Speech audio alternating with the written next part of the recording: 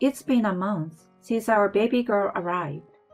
At a family gathering, out of the blue, my husband stood up and said something crazy. Hey everyone, I've got some news. Sadly, we are getting a divorce. Our parents and his sister were totally blindsided. And so was I. Hold on, what's this about? I burst out, clutching our baby, my voice shaking. He pointed right at me and said, She's the reason. She's been seeing someone else behind my back. This came out of nowhere. His folks shot me a look of disbelief.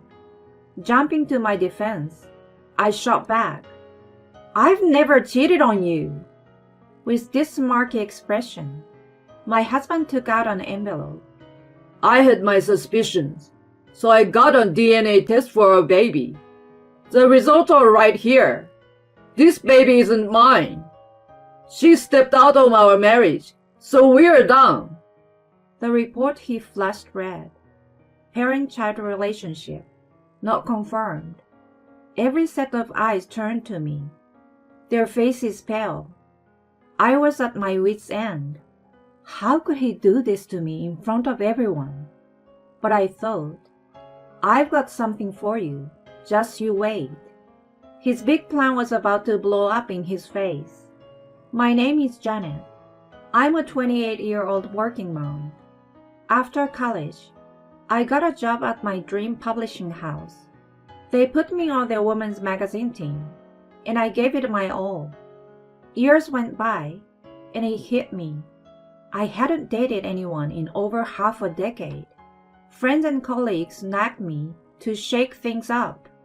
So I tried out a speed dating event. That's where I met Simon, my future husband. Everyone wanted to talk with him that evening because he was tall and dressed sharp. But for some reason, after chatting with me, he liked me. We hit it off and exchanged numbers. Things took off from there, and after a year, he proposed to me. Janet, will you marry me? Let's make this last forever. Oh, Simon, this means everything. He was your typical office guy at a mid-sized company. Truth be told, my paycheck was bigger than his since I was with a big company. But hey, it didn't faze me. I felt we had the right stuff to make it work. Meeting my parents to talk marriage, they were all in. Over at Simon's place, his parents got all teary-eyed and gushed. Simon struck gold with you. We were totally on board with the wedding. Janet, look out for Simon, okay? His sister, who's big into sports and teaches PE, cracked up and said, My baby brother can be a handful, but you've got this. It felt great to see his family was so happy and supportive. Fast forward, Simon and I got married, and our journey as a married couple began. Married life was pretty good. I was putting in some serious hours at work, but Simon was on top of things at home. On weekends, we either hit the town or made something in the kitchen, just enjoying each other. And as you'd guess with any new couple, things were sizzling in the romance department. A year of this, and something nice happened. I was expecting. Simon, I think we are pregnant. For real? That's amazing. Both our families were over the moon, and it was nothing but happiness all around. But then, morning sickness hit me like a freight train. It was like being stuck on a rocky boat all day long. With me getting sick even when there was nothing left. I couldn't go to work, so I filled in my boss and decided to stay home until I felt better. Good thing my boss, who'd been through the whole baby thing herself, totally got it. But with me around the house more, Simon started getting a bit weird. So, you're handling things at home now, right? I've always thought housework was such a drag. Well, I will do my best, but this morning sickness is no joke. I need your support like before. What? You're not working or handling chores? Isn't that a bit much? His words caught me off guard. Don't you see? I'm pregnant with our child. It's not like I want to feel like this. I just wish you'd get it. Okay. I hear you. But it feels like you're using the pregnancy as a free pass for everything. The way he brushed me off made me uneasy. From then on, while Simon did chores, if I nagged him, he didn't seem to care about how I was feeling and just kept on with his usual routine. In fact, he was even more vocal about his dislike for housework, and even with my relentless morning sickness, he still expected intimacy like nothing had changed. Hey Janet, how about tonight? I can't. The morning sickness is killing me. All right, got it. He turned away, clearly frustrated. I thought he'd be there for me during the pregnancy, but the reality was a real letdown. As days turned into weeks, and my morning sickness faded, Simon started coming home later and seemed more distant. He didn't check in on me much, and I felt more and more uneasy. But with everything I was going through, confronting him wasn't on my radar. Then, when I was nearly due, I saw something after a hospital visit that made my heart drop. Heading out to shop for baby stuff, I caught sight of Simon on a busy sidewalk. Right next to him was a young blonde woman, and they seemed close. Maybe it was a gut feeling.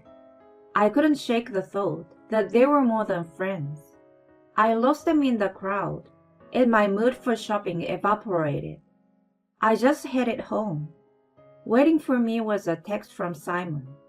Got held up at work again. Had he been distanced because of her? But the idea of him stepping out, especially with me being pregnant, seemed wild. Even though I was torn up inside, confronting him didn't feel right. Still, I couldn't ignore my doubts, so I dug into my pre-marriage savings and hired a private eye to tell my husband.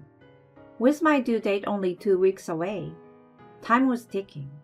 Then, 2 days out from the due date, I felt the first labor pains. I timed them, about 20 minutes apart.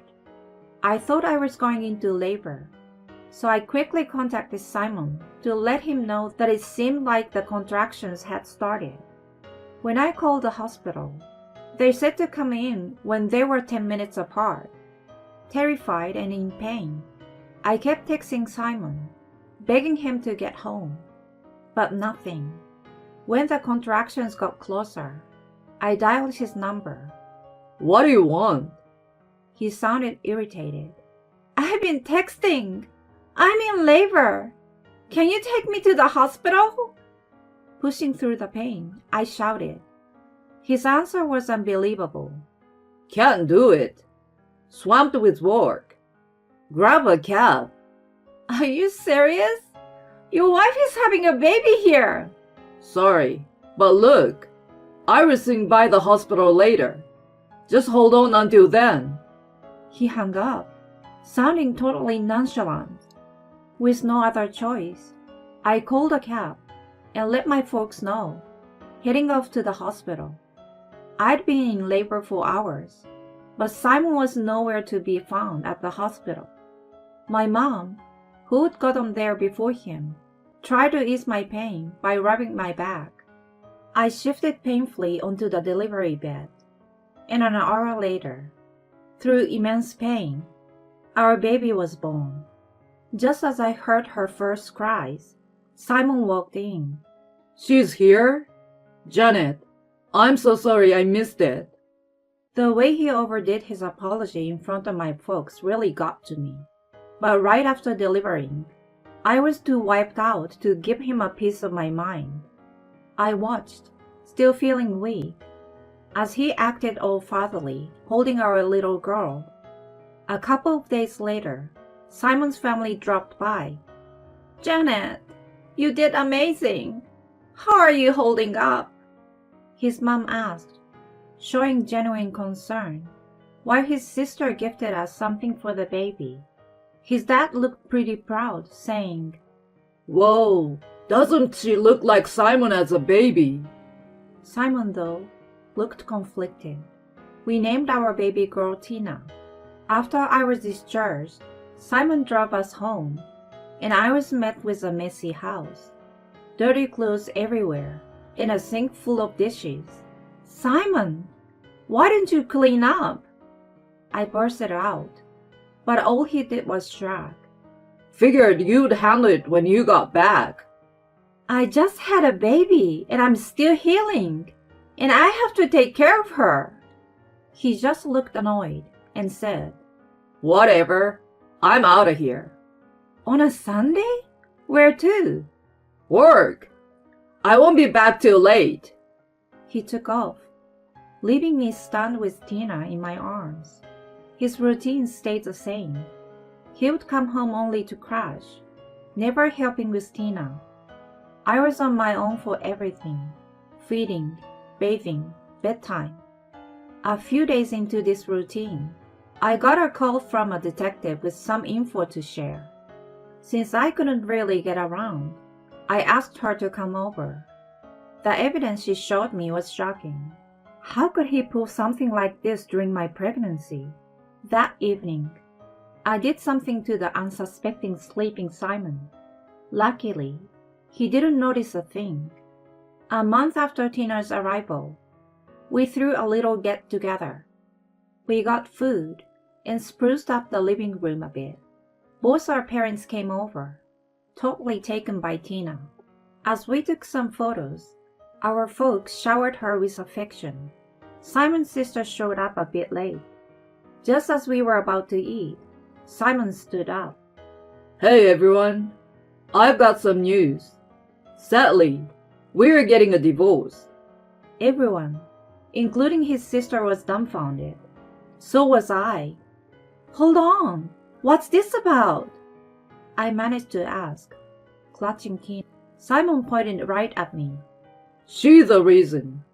She has been seeing someone else behind my back." My parents shot me a shocked look as he said this. I shot back immediately. "I've never cheated on you." Grinning, he pulled out an envelope. "I had my doubts, so I got a DNA test. This kid? She's not mine. She cheated, so we are splitting up." The report he waved around read, "Parent-child relationship denied." Everyone's eyes were on me, disbelief all around. That was it. Enough was enough. He wanted to play this game in front of our families? Come on. "Janet, is Tina really not Simon's?" His dad asked, clearly upset. "Come on, Janet. Be straight with us." My parents started, but I quickly pulled out the paper. "Please, everyone, look here. This is a real DNA result for Simon and Tina." And there it was in black and white, a 99.9999% parent-child match. Everyone in the room was stunned by what had just been revealed. Simon, clearly freaking out, exclaimed, "What the heck is that? I never provided any sample. It's gotta be fake." "I swabbed your mouse while you were sleeping. The result clearly matched you. But hey, if you're doubting it, let's do another test right here, right now." Simon, after being lost for words, spat out, "Why even get a DNA test? You thought so too, right? That Tina was from another man." "Just listen for a sec," I said, hitting the play button on my voice recorder. What played next was a conversation between Simon and some other woman. "Nellie, once the divorce is final, you and me, we're gonna be together." "Really, Simon? Even with your wife having a baby and all? Is that cool?" came her reply. "I've got a plan. I'm going to make it look like she's the one who cheated. I will pay some random guy for a DNA sample.